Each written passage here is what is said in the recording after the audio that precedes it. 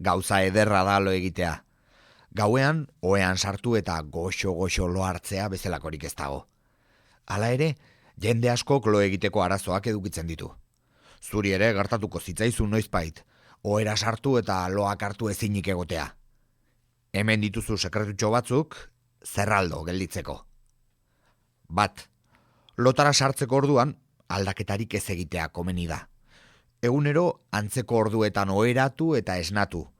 Gorputza horretara ohitzen baita. Gau pasa egitea eta aurrengo gauean oheratzea, trampa da, adiskide. 2. Lo egiteko lekuak atsegina eta erosoa izan behar du.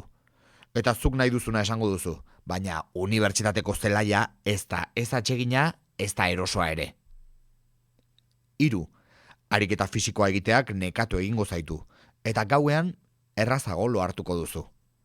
Gauez ariketa fisikoa egiteak ere balio du. 4. Ez edan alkohol gehiegi. Zorabioarekin berehala hartuko duzulo, baina gauean askotan esnatuko zara. Eta biharamuna latza izaten da gero. 5.